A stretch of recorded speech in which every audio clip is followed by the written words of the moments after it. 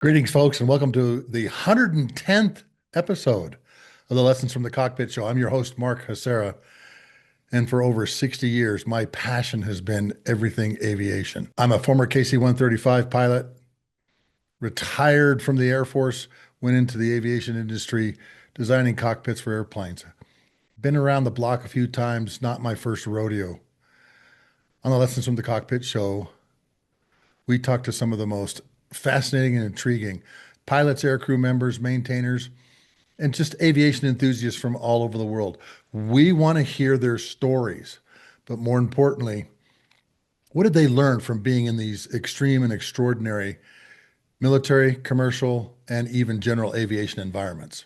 The purpose of our show: how does the aviation world work? But more importantly, increasing critical thinking skills both in the air and on the ground. And today's show is going to be a little bit different. I want to give kind of a current events and intel update on what happened over the weekend and what are the implications of this drone swarm. This episode of the Lessons from the Cockpit Show is brought to you by Wall Pilot, custom aviation art for the walls of your home, office, or hangar. These are beautifully detailed 4, 6, and 8-foot prints of aircraft profile views that you can peel off and stick to any wall or flat surface. We even did a 30-footer for one guy. So go to wallpilot.com and look at 158 ready to print. Or if you don't like what's in the ready to print section, fill out a custom form. Do you have a favorite airplane that you want on your wall with your name on it? Weapons load, particular unit? Chances are we can do it for you. I think I've got 780 actual line profiles now, and all we got to do is fill them in. So please go by wallpilot.com and order a couple of these, because that's what keeps our show going. Now, alibi. As you can see, I'm not in my office. I'm actually up in the mountains in Utah, east of where I live.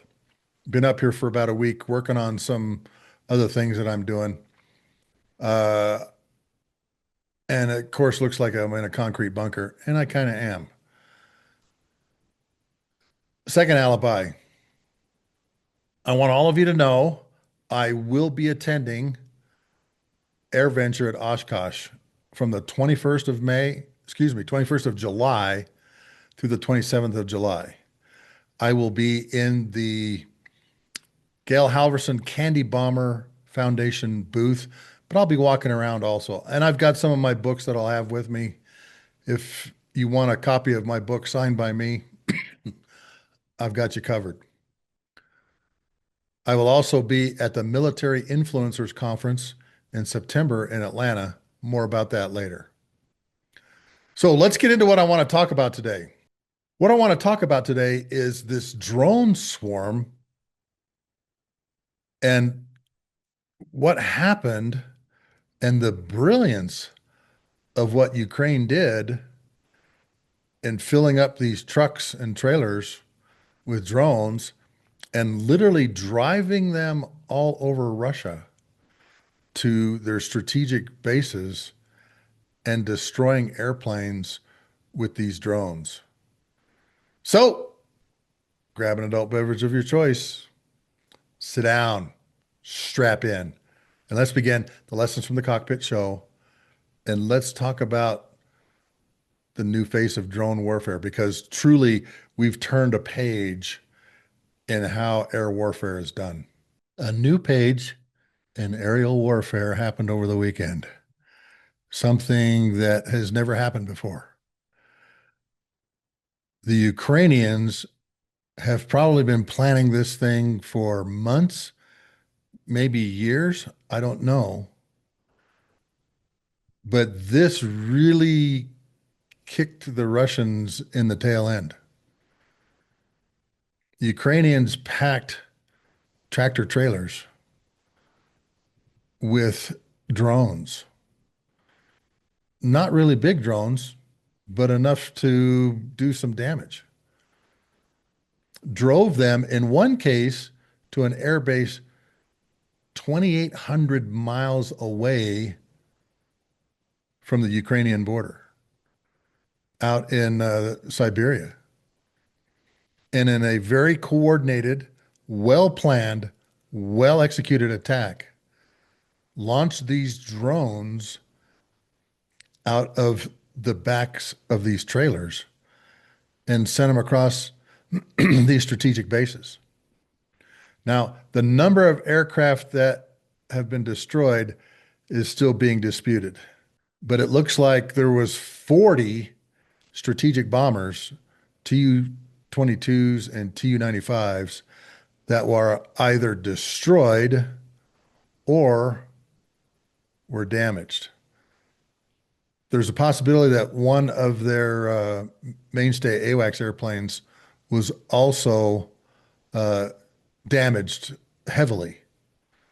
Now, folks, I want you to think about this. This is a new tactic, technique, and procedure for air warfare. It's totally concealed, okay? Sun Tzu, all warfare is based on deception.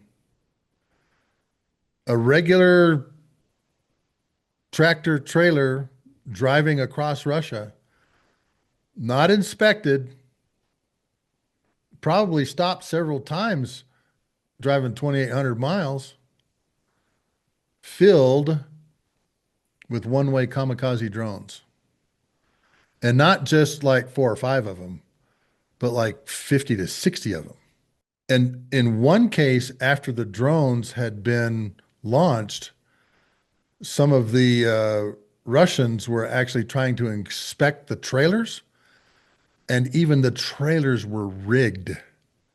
And I've got some footage that I'm going to cut in here uh, a little bit later on of this. But I want you to think about this. They drove trucks with trailers carrying drones with explosives. They were able to launch these things from thousands of miles away and actually attack strategic targets. I want you to think about this. What would happen if a container from some port, and you've all seen them on the highway, is put on the back of a long haul truck, driven to Minot, Barksdale, let's see, Dyess, Ellsworth, and of course, Whiteman Air Force Base, our strategic bomber bases. You could park these things overnight in a Walmart parking lot near the base. There is a Walmart very close to Whiteman Air Force Base. Been there. Minot, North Dakota, same thing. Barksdale, Louisiana, same thing. And imagine you walking out of the Walmart and seeing the top of some trailer open up and drones start ejecting, launching, whatever you want to call it, and start heading in the direction of one of our major bases. And I'm just talking Air Force bases. Let's talk about Coronado in California, all the ships that are there. Let's talk about, geez, Norfolk, Pearl Harbor. There are hundreds of thousands of these containers that come into the United States. And many people have been warning us that inspecting these containers is something we need to start doing. And we haven't been, because literally hundreds of thousands of these containers. I mean, you've seen the big container ships, that are stacked like 7, 8 high all the way across the deck. What happened if 3 or 4 of those end up at some of our strategic bases? Or better yet, what happens if they show up in Washington, D.C. during, let's say, State of the Union address? This is a very real new threat that we're going to have to deal with.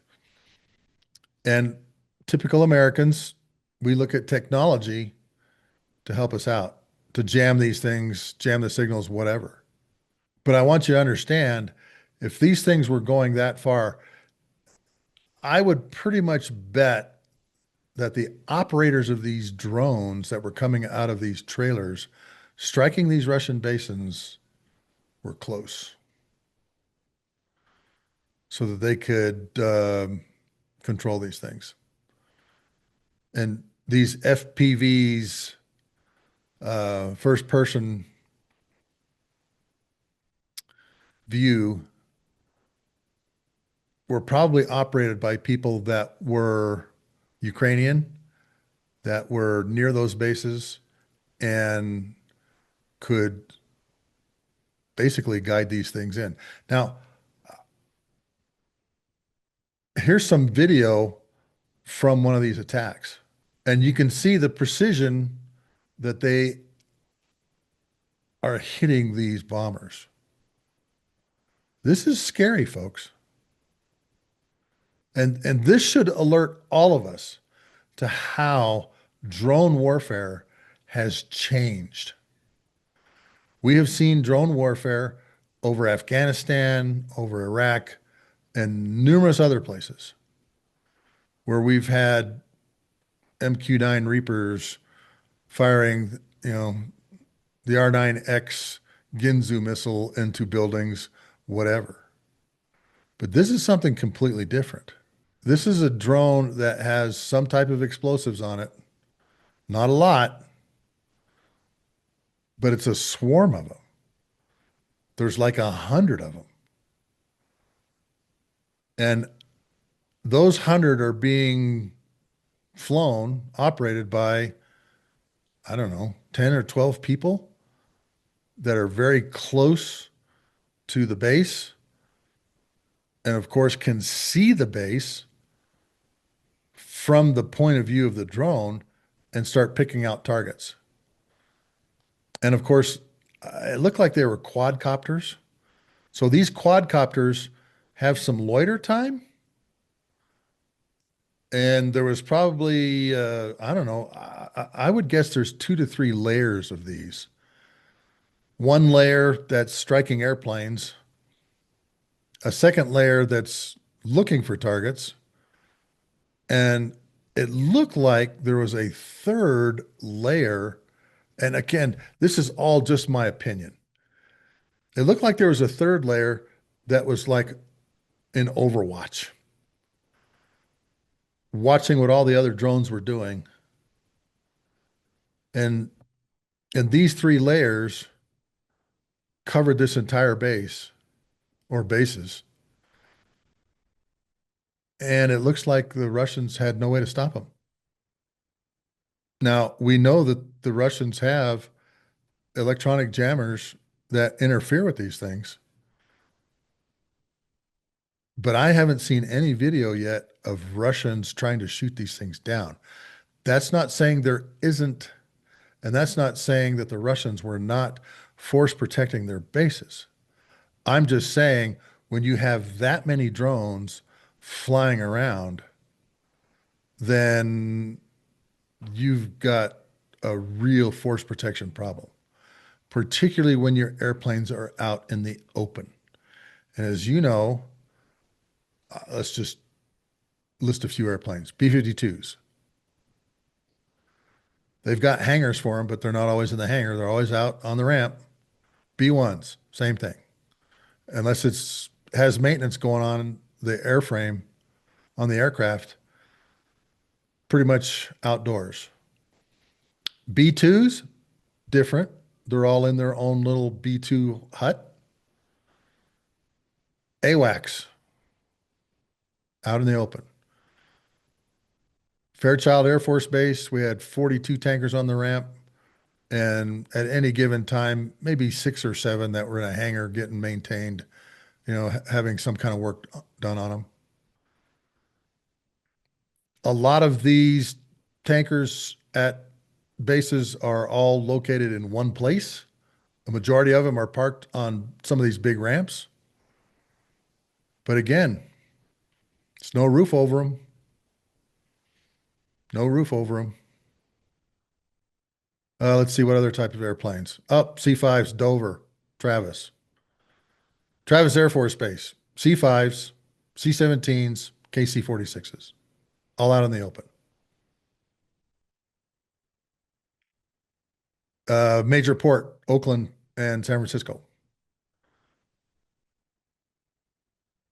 How many containers are going through there? Huh, hundreds of thousands, maybe, in a year. And of course, from those ports, those containers are going everywhere. And you can't inspect them all. And you can't know what's in all of them.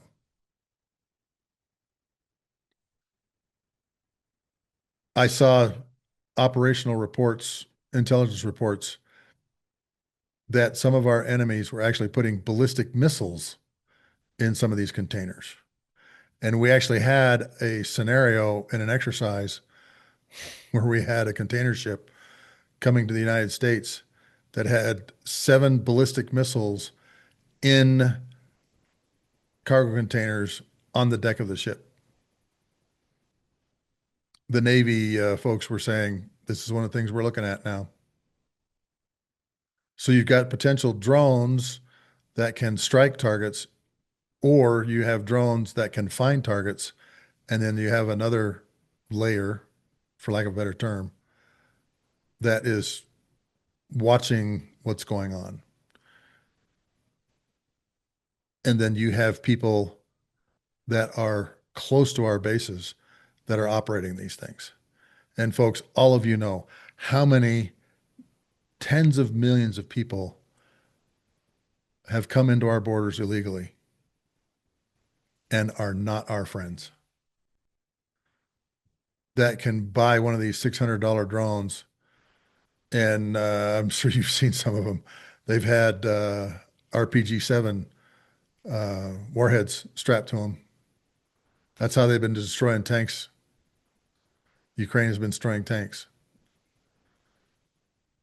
And these people who hate the Americans, hate the American way of life, are now operating these drones. Oh, here's another scenario I just thought.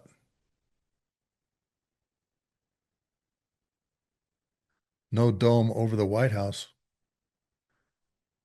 Current president's talking about it, like an Iron Dome kind of thing over Israel. But are we too late?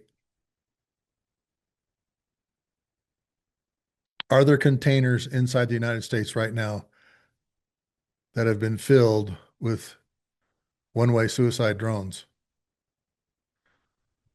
that are now strategically placed around some of our Navy bases, Army bases, Marine Corps stations, Pendleton, Lejeune,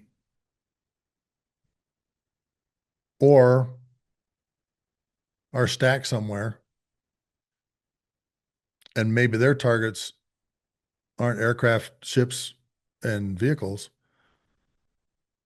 but people who make decisions. And I'm not talking just political, military industrial base, major manufacturers could now potentially be targeted by one of these things. And again, $600 drone with some high explosives on it, and not a lot of high explosives, don't need a whole lot. Because as you see in these videos, these Tu-95 Bear bombers are burning and burning big. As a matter of fact, here's a picture of one just to show you the destructive nature of these drones and what it can do to an airplane out in the open. And what I find fascinating is it doesn't appear that they were going after fighter or fighter bomber airplanes. All the video that I've been shown, or all the video that I've seen so far, has all been strategic. Tu-95, look what its mission is: long range maritime patrol, long range attack, cruise missiles, bombs. Tu-22, same thing, cruise missiles, precision guided weapons. Now they've got that Fab 3000 bomb, glide bomb. This was a very, very audacious and very, very well planned and executed attack on the Russians. And folks, this should be a wake-up call to the United States and our allies. You go to any one of our bases, even over in Europe, even in the Pacific, there's airplanes, vehicles, um, ships out in the open. Now, of course, attacking one of these ships, a big ship like a destroyer or a cruiser with one of these smaller drones, smaller warhead, um, probably not very cost effective. But if you're tied up next to the pier and you get attacked by, I don't know, 20 of these things, let's say they just go after radar on the Aegis cruisers and destroyers, the target trackers, the spy one. Let's say it just goes after the vertical launch systems. It takes those ships out of play. I don't want to be alarming, but you should be alarmed. This is something really new. And you've got to understand that the Chinese have taken notice. The Iranians have taken notice. North Koreans have taken notice. And they're looking at this attack with very clear eyes and new thoughts in their heads about how do we bring the big dog down, the Americans down. I hope all of you will go and find these two Chinese Air Force colonels created a blueprint in a paper that they wrote called Unrestricted Warfare. And there's 15 modalities of war that they talk about inside this paper. They know these two Chinese Air Force colonels know the Chinese in a conventional battle could not take on the United States, at least when they wrote this thing. That gap has closed considerably since they wrote this paper back in the 90s. But they talk about economic warfare, social warfare, infrastructure, uh, politicians. Basically, what they're saying in this paper is there is no restricted target to include civilians, civilian population. You go after whatever will demoralize your enemy. And believe it or not, folks, we have found this Chinese paper in the caves in Afghanistan, in ISIS's hands, because the real reason this paper was written was how do we bring the big dog down? The one superpower that has the ability to make or break us. And now, folks, this drone warfare tactic, technique, and procedure that was just planned and executed almost flawlessly over the weekend by the Ukrainians against the Russians has now given our enemies another threat against us. And now we have to come up with ways to defend all of our, let's say, diplomatic, informational, military, economic infrastructure from potential drone attack.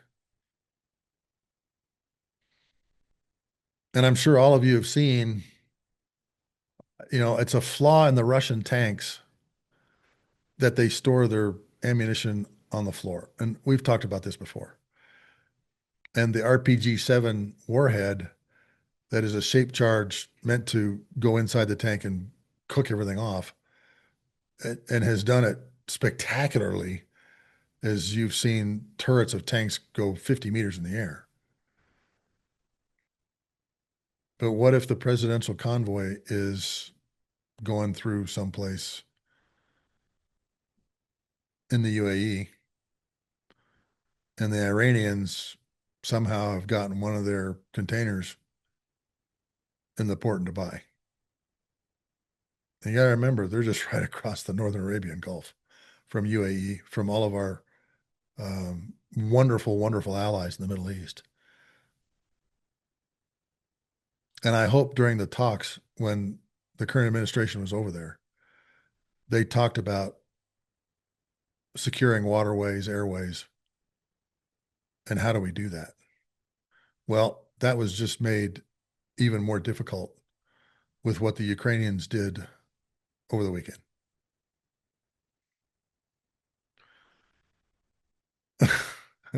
When I saw these things flying around, I thought, give me my 12 gauge shotgun and all the shells I can carry, and I'll bring these things down.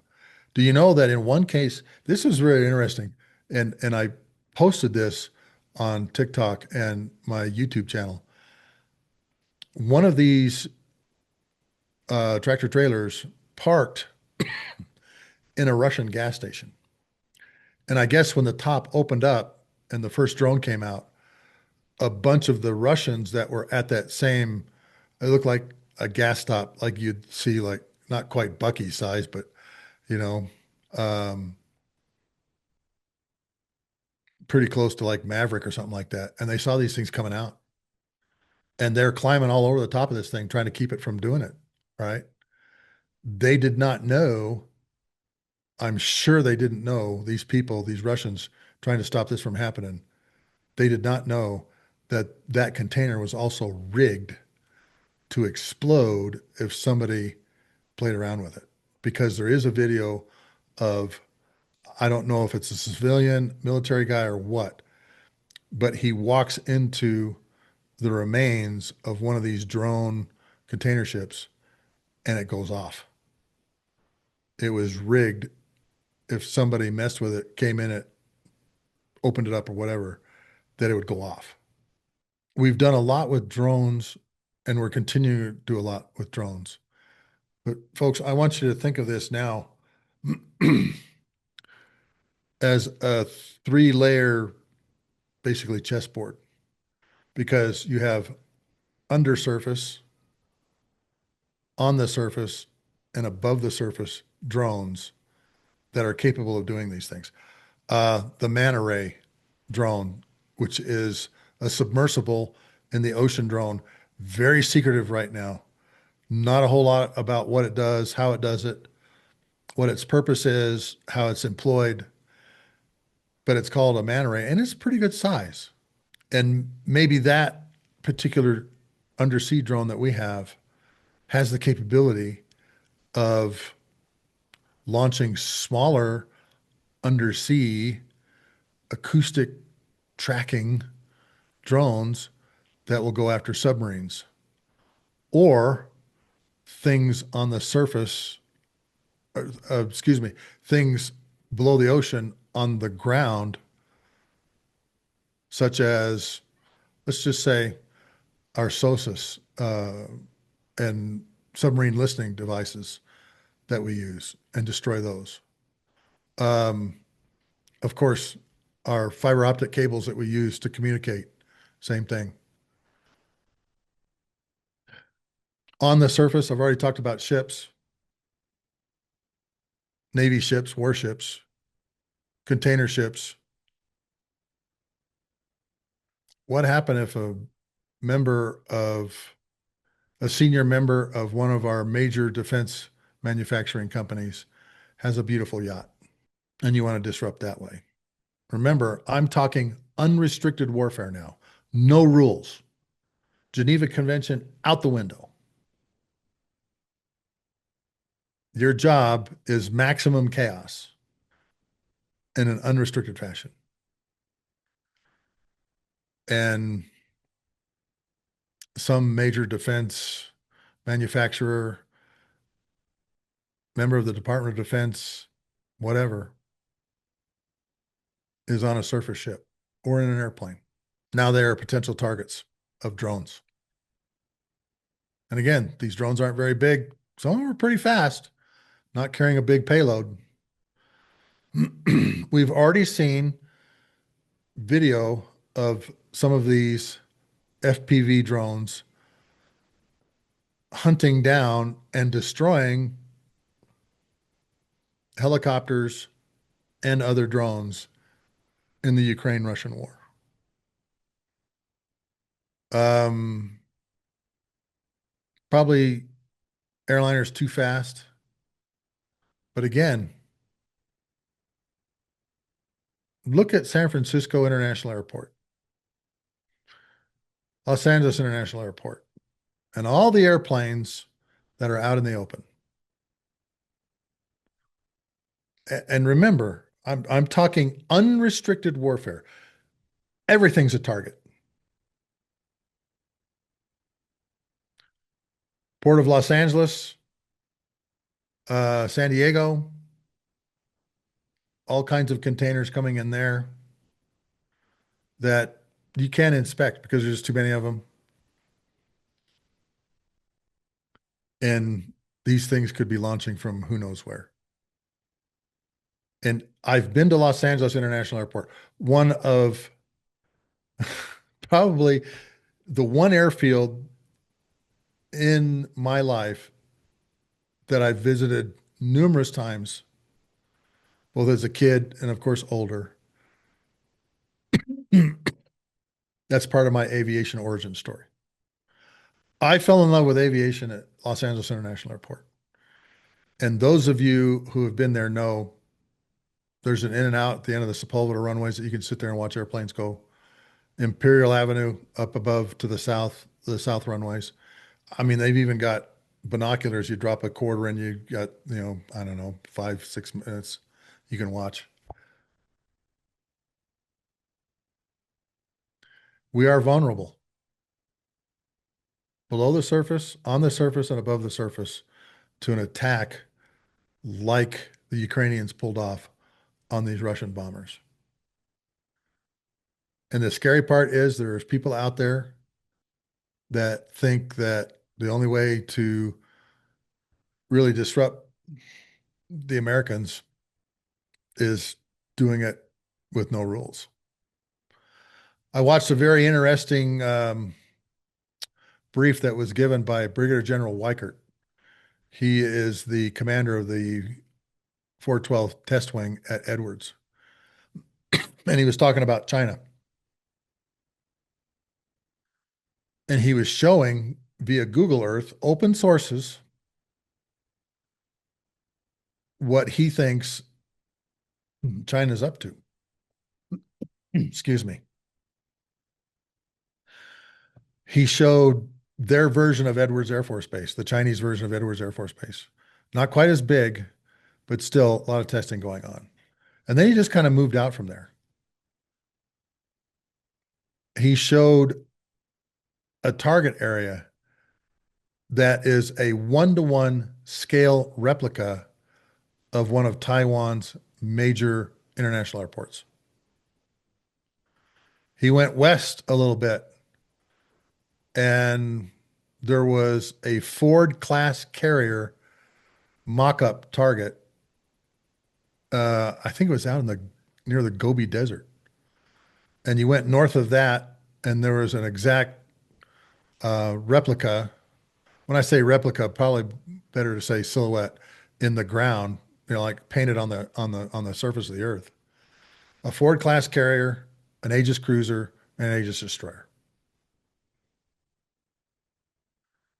That is what they're using to train their military with. And as you know, the Chinese are in a major, major buildup right now. And If you look at these targets and what they mimic and what they replicate, then it's easy to surmise that, hey, this is what they're going to go after.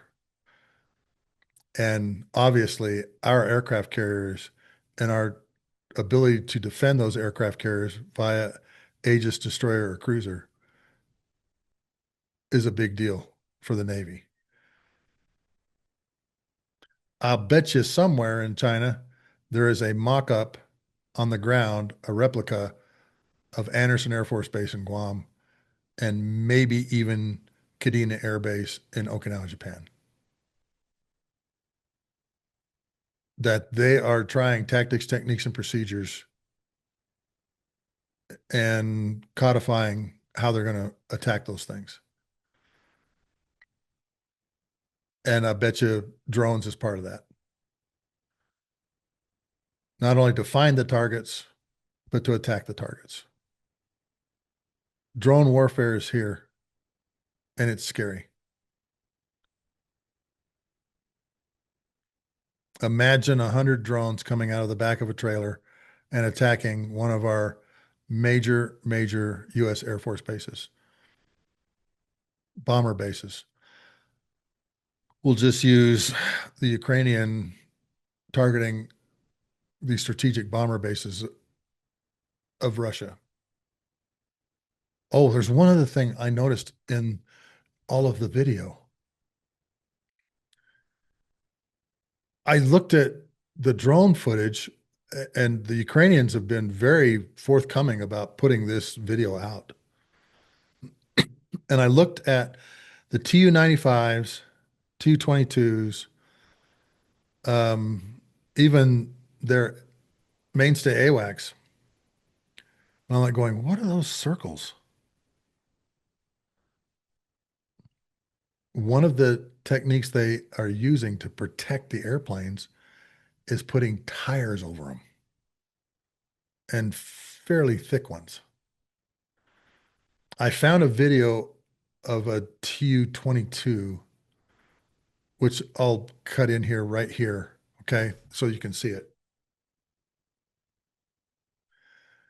And there's stacks of tires on the aircraft. And those stacks of tires are a drone countermeasure to, I don't know, lessen the blow or whatever. The quadcopters probably can't fit through them. In other words, go down inside of them. But I just thought that was fascinating. I mean, how many hundreds of thousands of derelict tires do we have around the United States? And the Tu-22 had them on the intake ramps, on the fuselage, on the folded wings. I mean, they were everywhere. The United States is going to have to come up with some type of quote unquote tire solution for our airplanes.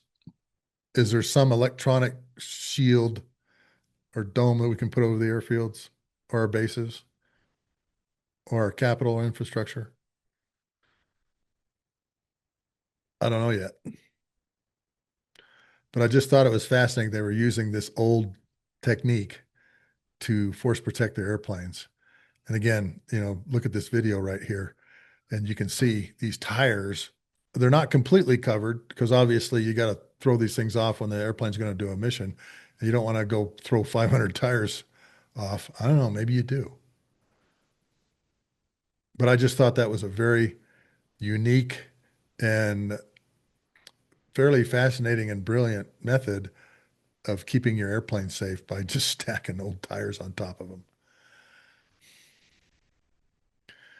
Folks, that's all I wanted to cover today, and I apologize. This one's a little shorter. Again, I'm up here in the mountains on vacation, got the blinds closed behind me uh, because it's too bright outside. There's still snow on the mountains up here.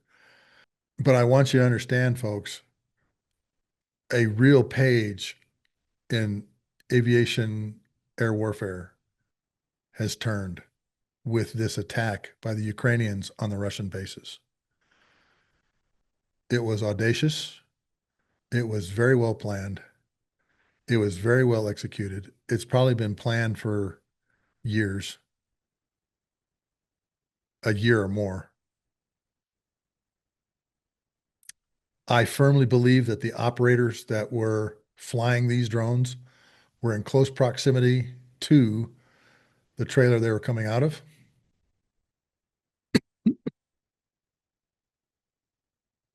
And I don't know if they've caught any of those people. I don't know. But we have hundreds of thousands of containers coming in the United States that we do not inspect that get put on flatbeds behind tractors, trucks, and take them all over the United States. We have how many millions of illegal aliens inside the United States right now that are not friendly to the United States, are our sworn enemies, and would do anything to try and destroy our way of life. I want all of you to think about that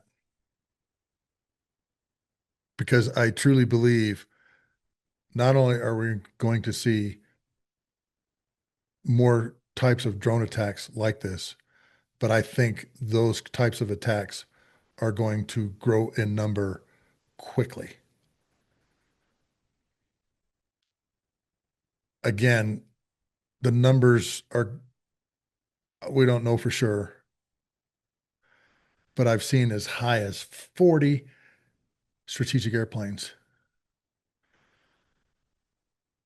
heavily damaged or destroyed from these attacks. And here are some pictures that I was able to get off the web that shows the complete destruction of some of these bear bombers, um, blinder bombers. And I tried to find one of the AWACS. The video shows it landing on the disc, the radar dome. But look at the destruction here in these videos, folks, and what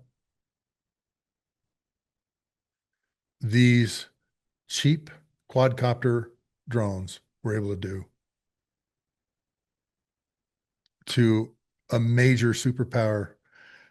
Some people would argue with me, not a superpower, but a major air power, naval power, and even land power uh, combatant like Russia.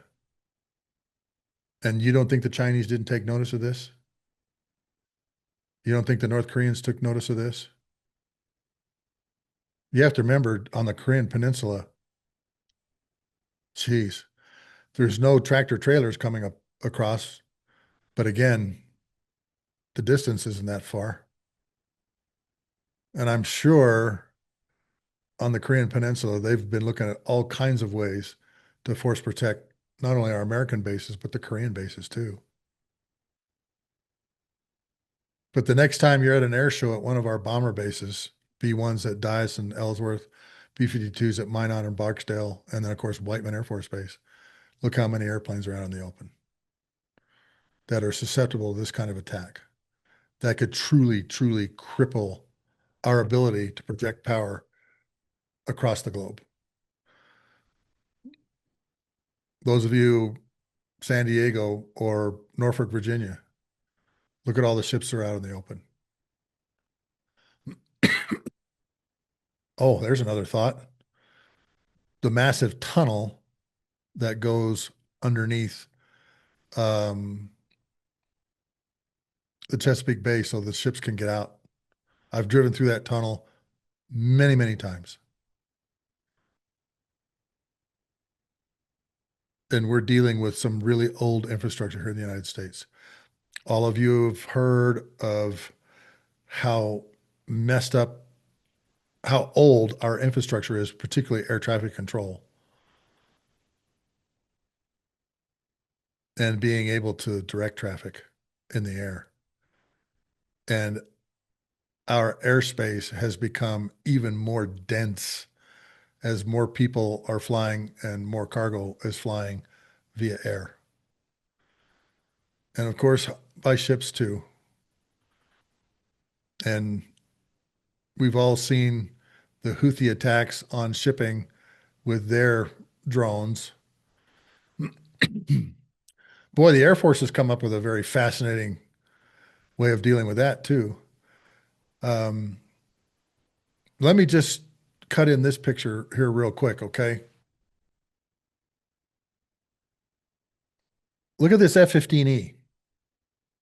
It's got 6 rocket pods on it, 2.75-inch rockets. They're called Advanced Precision Kill Weapon Systems, and they're laser guided. The Strike Eagle carries 7 in a pod, 6 pods. That's 42 missiles, plus the 4 AIM-9X and the 4 AIM-120 AMRAAMs. 40, excuse me, 50 air-to-air potential air-to-air kill systems on the F-15E Strike Eagle.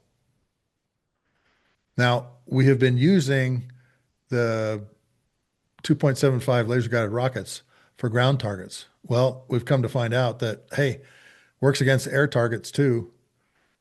And just to show you, here's a good video of an F-16 that is taking out a Houthi drone with a laser guided 2.75 laser guided rocket. Okay, right here.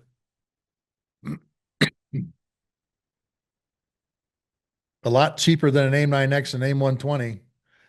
I think I read that these laser guided rockets are maybe 15 to $20,000. That's pretty cheap. But still, if you have a container ship of 100 of these, that means 2 F-15Es firing every one of their missiles, every one of their rockets, and each rocket scoring a direct hit. Probability of that happening of a clean sweep like that, zero. You're always going to miss. Something's always going to miss. One or two of these things are going to get through somehow, and they've got to have some secondary way of dealing with them, whether it be guns. Heaven forbid we use a Patriot on a, I don't know, $100,000 drone. I don't know, $200,000 drone. But again, my lessons from this are we have to update our infrastructure. Number one, number two, we've got to find better ways to force protect our airfields, our capital, our major points of commerce. And number three, how are we going to do that at a level that we can afford? How are we going to be able to do this with technology? Do we shoot them down with laser guided rockets? Do we jam the signal? Um, do we do it with a shotgun? How do we interdict the trailers when they're traveling all over the United States when they haven't all been inspected? That inspection, I guess, is my lesson number four. How are we going to inspect all these containers now that are coming in? Because I think some of you may have seen the Russians are now inspecting every single tractor trailer. And there are miles of lines of trucks waiting to get inspected.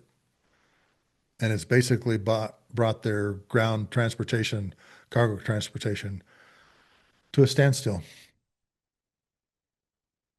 Very crippling.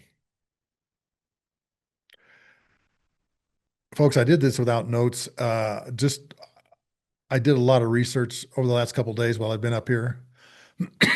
And I hope you understand that we've got to figure out how we're going to deal with this. Because this has now become a huge potential threat to the United States. You know, these drones that we used to put our iPhones on are now being armed with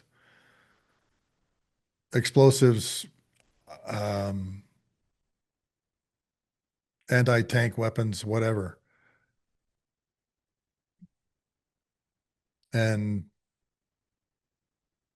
we've got a lot of soft targets out there, a lot of soft infrastructure,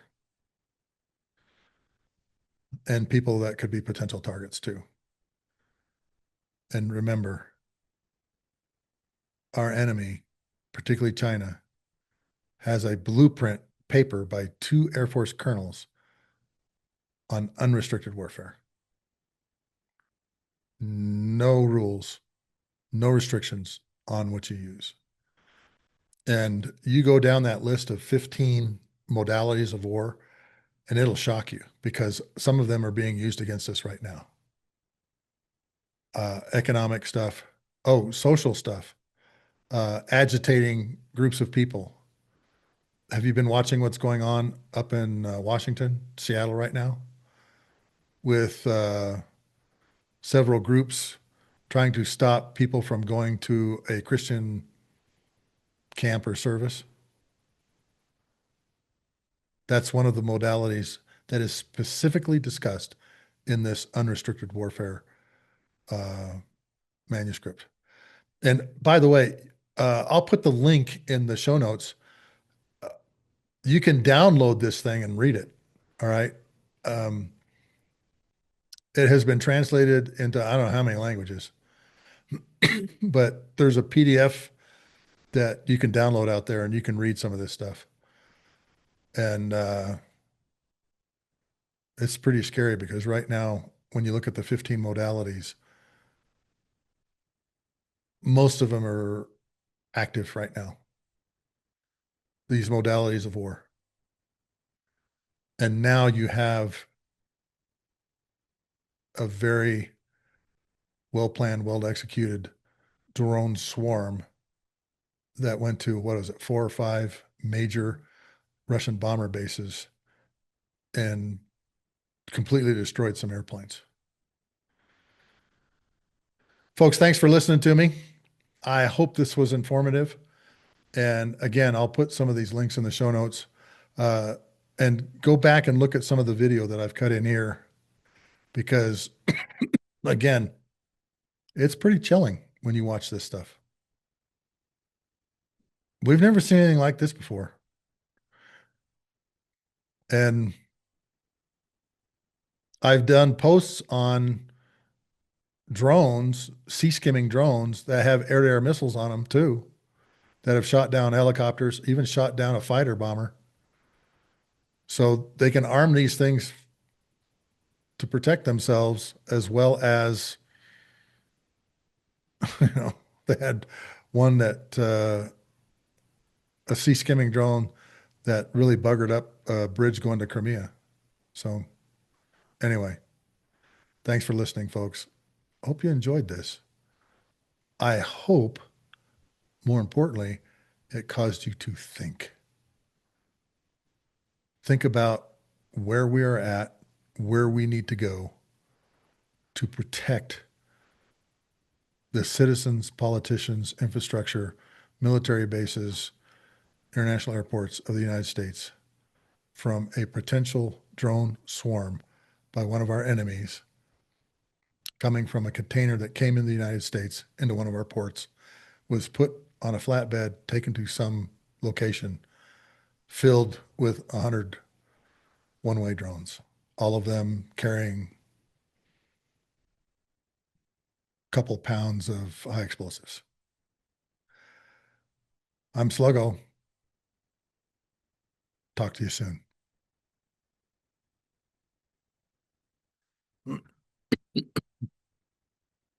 Folks, I hope you've enjoyed this episode of the Lessons from the Cockpit show. More current events than lessons, but kind of a little bit of both. Drone warfare is here to stay. People are thinking of new tactics, techniques, and procedures to employ drones. And over the weekend, the Russians found out that, hey, their bases were laid bare. And as all of you know, and as I mentioned, so are ours. And now we have to think of some very innovative ways to be able to force protect our airfields, our ports, our Navy yards, and our Army bases from drone attack or capital too. This episode of the Lessons from the Cockpit show is brought to you by Wall Pilot, custom aviation art for the walls of your home, office, or hangar. 158 ready to print at wallpilot.com. But again, if there's not one in there that you like, and we can probably do a custom for you. I've got 780 profiles to choose from. So fill out a custom form.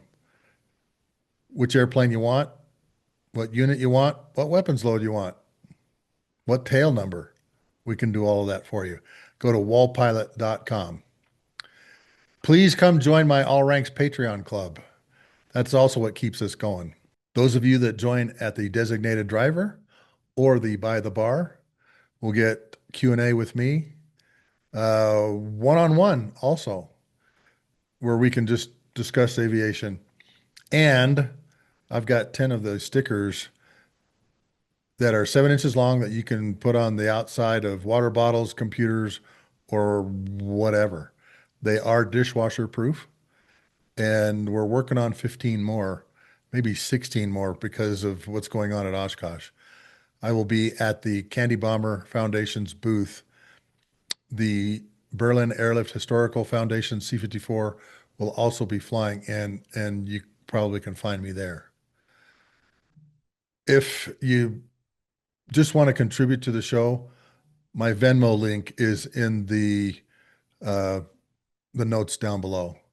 Thanks for letting me download on drone warfare and potential future and even targets, things that we got to look at because this is here to stay. And now everybody has had their eyes opened to tactics, techniques, and procedures that can be used to attack our infrastructure, our bases, uh, civilian headquarters, capital, all kinds of things, all from the back of a tractor trailer. I'm Sluggo. Thanks for joining me today.